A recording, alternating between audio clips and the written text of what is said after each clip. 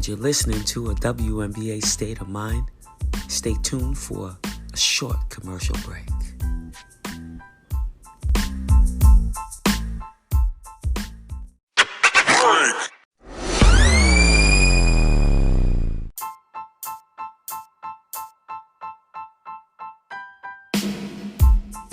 You made me lose my train of thought. You know how much I love you.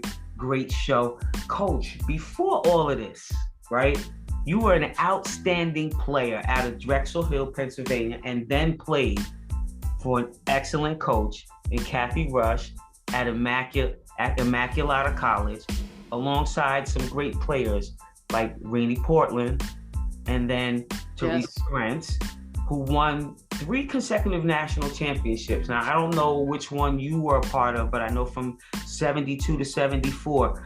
And they became great college coaches. You guys just fantastic. Penn State, ODU, Rutgers.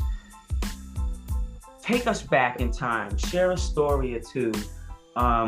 They made a movie about you guys, the Mighty Max. Oh my God, I cried. You cried. Well, first of all, thanks for having me on. This is really a joy and great to see you, and happy that you're doing this work and sharing just the great amount of history and tradition and content and across all decades, if you will, of women's basketball. What we're seeing right now, the tremendous basketball at all levels, isn't a new thing. There's been great basketball all along, been maybe underappreciated because it's been undercovered, like the media hadn't caught up, but there was great basketball even before I played. But I was very fortunate. You mentioned Immaculata College, and yes, we had the film The Mighty Max. True to Hollywood. It's got a lot of, Hollywood license thrown in there. But the basic gist of the story is true. A small, all-girls Catholic school playing the underdog role against, all the other schools. Because back in the day, back in the early 70s, there wasn't Division 1, 2, and 3. Everybody was lumped together. So, for example, one time we played University of Maryland, 30,000 students. We're a school of 800.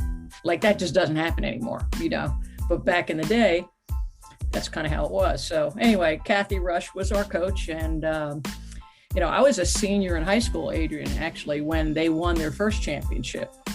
And they kind of came out of nowhere. But truth be told, and you can appreciate this being from the New Jersey area, North Jersey, I guess you'd say that, Bayonne, right across the river from the city, basketball's big. Well, in Philly, just outside of Philly, which is where Immaculata was, basketball is big, tremendous and rich and deep, long-standing tradition. And Immaculata had a good feeder system because back in the day, all the Catholic schools were well attended, and they were like little feeder programs for this Catholic all-girls school out in the, just outside the city. We're actually considered a sister school to Villanova. About 8 miles away is Villanova.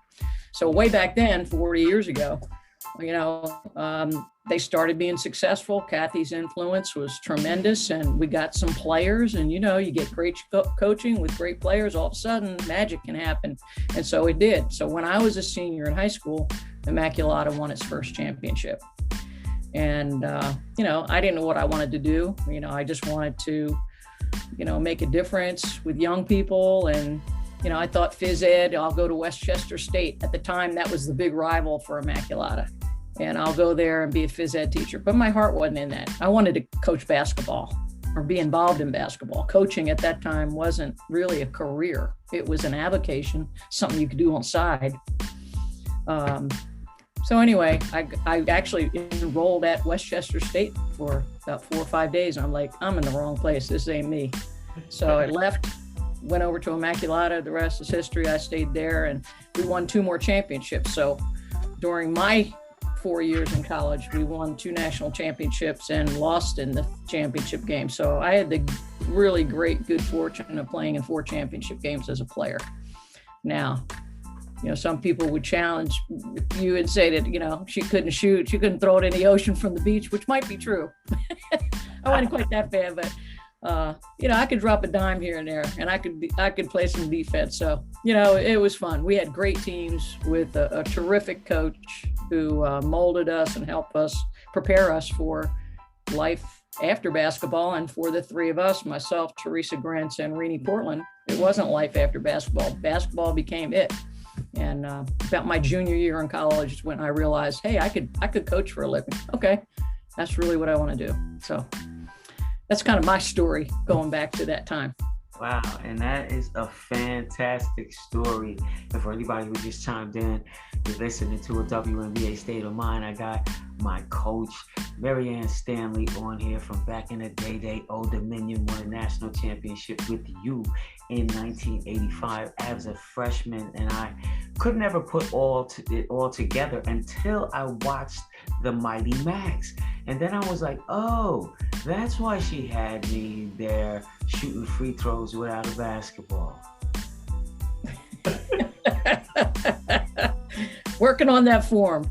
You know, in the mental aspect of it, you used to always have these little things. And I used to be like, Mom, you know, I don't understand the whole practicing without basketballs, but you know, whatever works, you know. So you exposed me to a lot of things that had to do with the mental, you know, and having a high IQ for this game. So I appreciate you for that. Now coming back, you know, coming into time right now, we talked briefly last week actually about the injuries that your team suffered this season. Let's go into the WNBA. Elaborate on that, because you guys, and then we'll get into the next question, but you guys have a nice team over there in Indiana. Well, I feel like we have a nucleus of a very, very good team. And unfortunately, the injury bug hit us really hard last year. I think it hit the league, to be quite frank. And I think it's been a 2-year process. If I could go back the year before last, we managed to salvage the season, we meaning the WNBA, by going down to Florida to IMG Academy and playing in the bubble, basically sealing ourselves off and creating an environment that was COVID-free. Took a lot of doing, a lot of guts on the part of the league, but they pulled it off. Our players were terrific dealing with this situation. Basically, we went there, and for 3 months, nobody left. So imagine leaving your friends, your family, like everything else, and just going somewhere for 3 months, totally closed off from everybody so that you can remain COVID-free and play in a basketball season. That's what we did. The problem was, you know, we played 22 games in a shorter amount of time, and there were a lot of injuries in that season. Fast forward to this past season, and we thought we would be coming out of COVID, but as you know, like this spring and early summer, COVID was hitting hard with the Delta variant, and we ended up having another season that was very much affected by COVID. And long story short, I think what we had was a situation where, you know, it was difficult for players to maintain their condition, to maintain their normal training habits, and it just put a lot of pressure on everybody. We had a higher incidence of injuries throughout the league, and our team was no different. So, you know, we're kind of putting that in the rearview mirror and looking ahead to next year, and feel like we have a very good chance to be a real good team. Throughout the league, Adrian, I have to tell you, the league has gotten better and better each season. And the WNBA, Kathy Engelbert and her staff are to be commended, because they've done a terrific job of marketing the league, of putting the players out there in a way where the visibility is tremendous. You're starting to see people outside of the women's basketball sphere appreciating, acknowledging, and incorporating, you know, the WNBA players. So I think our players have done a great job with that visibility, with the platform. I think they've done a great job on social justice and on things like voting rights, like just being very, very active. And we were the first league to have 100% vaccination rate. So I think we led the way in showing people that, you know, you can still do your job, you can still live your life, you can still do normal things, but just, you know, let's make sure that we put an end to this COVID, or do everything we can to mitigate the effects of it so that we can have a league. So here we are, getting ready for the next one. Our team is awaiting the draft lottery. We're a lottery team, so hopefully in the next few weeks, the league will announce the draft positions. And, you know, I'm currently looking at players right now, college players for the next draft. That's what we're doing right now. Yeah, I'm excited for that, and that kind of, it bounces me to what I was gonna say, because you covered something, and you were talking about, this is the 25th anniversary, and the league really, you could see a lot of the change, and I appreciate, it doesn't make sense, but COVID was a blessing and a curse, and on the blessing side of this, it really forced people to pay attention to what was going on, because you had no other choice but to watch TV and see what was going on. And if you're a basketball fan, you got the opportunity to see the WNBA kind of thrust in your face, and social justice and everything that was going on with the Black Lives Matter. I commend you guys, because you guys did a fantastic job of putting yourselves out there like that, and just really standing up for women's rights and equality and all of that stuff. And the viewership went up, it skyrocketed. Ticket sales can never be the same. You had, I witnessed on social media someone saying, it was going to cost $1,500 for them to get into the game, to see the Chicago Sky play in the championship game. That affect ticket sales. So with all of this happening out there's a buzz about the league, and they're even talking about expansion. I know that you guys are having the draft, but this year, there really wasn't a whole lot of place for there wasn't a whole lot of room for those players that got drafted. How important is it going to be for the league to add a team or two within the next couple of years? Well, I think expansion has been on everybody's minds for the last 2 years. Unfortunately, the economic climate, the financial climate has been, extremely difficult at best. Again, going back to the bubble season, you can't even imagine what it took to salvage the season and play the season under those circumstances. And again, I commend the league for that. Then this past year, we still had the effects early on. Like, we didn't stop. We were testing every single day, Adrian. Every day we tested our players and our staffs until the Olympic break.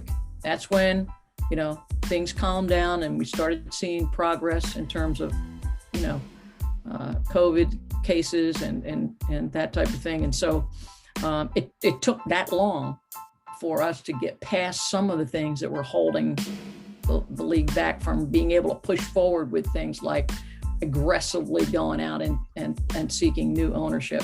And in a climate where ownership could say, okay, I'm financially in a position now where, I'm all in. I think we have the interest. I think we have the excitement of people in sports. I think there's been a tremendous outcry for coverage for women's sports in general, but basketball in particular. And I think, the time is right. I know there have been a lot of discussions behind the scenes about next steps. And I'm sure that sometime in the not too distant future, the idea of expansion will be talked about on a more open and public basis. I know that's, we got to grow. We're positioned now to grow.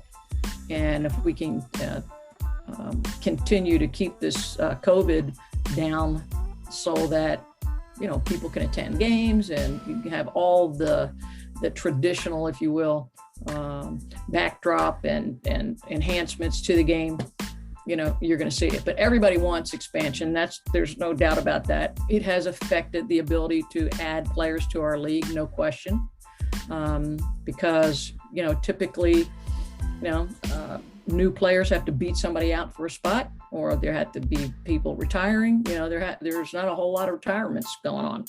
And it's harder and harder to have the same number of jobs being fought over by more and more people. So, you make a good point. Everybody's aware of that. But I think that the posture of the league is we're going to expand when we can get at least, two teams that can be financially solvent and fully able to not just start a franchise, but to carry it forward and continue the great progress that's been made. And so again, I think the economic environment is critical to the success of that. So it's like the timing of this will be interesting, to say the least. Definitely conversations are being had, definitely being discussed at every level, and everybody wants it. So I have no doubt that at some point it's going to happen. When that is, could be, you could hear something this year. It could be another year. Yeah. And it's funny that you mentioned that no one's retiring. The league is so young right now. The players are so young. You think about retiring, you can't even think about that right now. So, it's definitely. I wouldn't even mind if they, kind of added like 2 players to the roster for each team. If they didn't expand, then even think about doing something like that where you could how we had the two players for the roster spot, and then you had the injured reserve. Back in the day, even something like that would be nice to bring back, just to so that we could get another spot in there or something like that, and kind of alleviate. Well, that's another one of the ideas that has been kicked around, and I think the bottom line is that ownership has to be comfortable in taking on the extra expense to do that. But I think it would be healthy for the league. The injuries I think have really taken a toll on each team, and I think having 1 or 2 more players on a roster would ultimately actually end up in a savings. That's just my opinion. I don't have data to support that, but it's tough. So right now you can have a maximum of 12 players on a team. Now with 12 teams in our league, I'd say roughly half have 12 players, the other half have 11. So if you're one of those teams that only have 11 players on your roster to begin with, and you get 2 people hurt, all of a sudden you got 9 people, you can't even go 5-on-5. Yeah, how nice would injured reserve be at that moment where you can call somebody up? Yeah. Bring them on the roster. That'd be nice. It would be nice. It would definitely be a move in the right direction.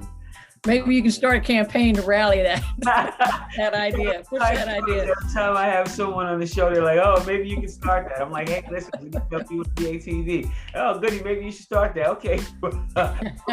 We need the budget. We need a budget for all this stuff, Coach. Right. But that's just too funny. But despite the tough season, I mean, you guys were competing in every game. Like, it wasn't like, and then if you look at the end and you look at the final score and you go, oh man, they lost by 15. Yeah, that might have been the free throws in the end. But, you guys are there, right there. And so that's really bright for the future. I really like to watch that. And I saw something came across on my phone, how your players are doing really well overseas. So I like to see that. McGowan is doing it. She had like a 30 bomb. And Tiara McCown's doing really, really well. She and Danielle Robinson are playing together in Turkey, doing really well. Their team also plays in Euro Cup, which is a inter-European competition, as you know. But both doing really well. Tiara is a good young player who, just keeps adding to her skill set and getting better each year. And she's doing really well right now overseas for sure. Yeah, I was checking it out. I like to see, social media is really helpful, because you can just go pretty much anywhere now. You go on YouTube, Twitter, everybody's just putting stuff out there, content out there on how the players are doing overseas. I was playing over there. It was hard to find stuff. You had to really do research. You had to fly over there. Yeah. You don't have to fly. Like right now, I've set up YouTube. All the games in the Euro Cup and Euro League are on YouTube. So I've been able to, track our players as well as some other players that, as possibilities. The free agency period's coming up, so you're always looking at free agents, see what's going on, see how they're doing. So yeah, YouTube has been a blessing to be able to watch games that are being played all throughout Europe right now. So. Yeah, and walk us through free agency. When does that period start where you guys can actually contact the player and start talking? Well, it opens up January 15th. You can sign players beginning February 1st. So, January is a big time, and leading up to that, you talk to your own players who are free agents first, and then you talk to free agents that are available that are on other teams. It's just a busy time. A lot of movement. Last year, there was quite a bit of movement. I'm sure there will be some movement again this year. You can't actually sign people till February 1, but so the month of January is just like a free for all, pretty much. Yeah, I'm excited because there's a lot of players out there. There's a lot of good players that are out there this year. For it's just a matter of who's interested in what and where, when. And so I think that there's definitely going to be a lot of movement, definitely. So like, what teams do you like? I mean, I know you're the coach of the Indiana Fever, but what teams when you play against? What teams seem promising? For the future. Because there's a lot of good teams out there. I like. Well, you used to coach at New York. I like that. They got a nice young squad over there. I like watching them play. I like definitely like watching Chicago. That felt like they put it together. They had their vets around them. I'm a fan of the game, so I'm sure that you probably are too. What teams do you kind of like? You look forward to playing when you guys are out there on the road? Well, first of all, let me just tell you, there's no easy games. There is nobody in this league that's a pushover. Okay. And so every game's a big game. And it's demanding and it's fun and exciting, and rarely are the teams in the playoffs decided until the last week or so, week and a half of the season. That was the case again this year. Everybody's capable of beating everybody else. You alluded to like us, we were close. One of my assistants went through the schedule and said, "Coach, did you realize we lost 8 games by 2 possessions or less?" I mean, we're right there. There's not much that separates a win and a loss in a lot of cases. And, a couple turnovers and a missed shot, can be the difference in an outcome. So when you're playing at a high level, it's, again, anybody can beat anybody. That's just the way it is in pro basketball. So, but having said that, obviously the favorite is Chicago coming back. They've got, they gotta sign their free agents, and they've got a lot of them. I think adding Candace Parker to what they already had really, really helped them, because she understood firsthand what it took to win a championship, and she added to what they had already had there. So, they got to be considered a favorite. And then, Connecticut is just tough. They're really tough. And, they did not have Alyssa Thomas, for example, until into the playoffs, and trying to work her back in. I mean, we're talking about a several-time All-Star, being without her all season. They held it down and got positioned to make a deep run, and did. Who else? I think, of course, Phoenix, you got Taurasi and Griner and Skylar Diggins. I mean, that's a big 3 right there. You put some people around them, which they did. They had good supporting cast around them, and then you got Vegas is always a threat. I don't care what anybody says. Asia Wilson, okay, Chelsea Gray, Liz Cambage. I mean, that's a crew, So, I mean, you could go right down the list. I'm a fan too, so I kind of like just about everybody. The young teams, definitely New York and Dallas, and I think we're positioned to be. We're like, we're knocking on the door. We're knocking on the door. We're right there. So, this off season is important that our players get healthy and get better, and our draft will be important, and we'll come out swinging. I know you are. You got some young guns over there. I like watching you guys play. I like how you get up and down the floor. I see a lot of what you try to put in us at Old Dominion over, and the girls, like get up and down the floor, and hustle. Yeah, I like a running game. Yeah. Fans like a running game. Players like a running game. Yeah. And I think that, what's her name? Chelsea Perry, right? Yep.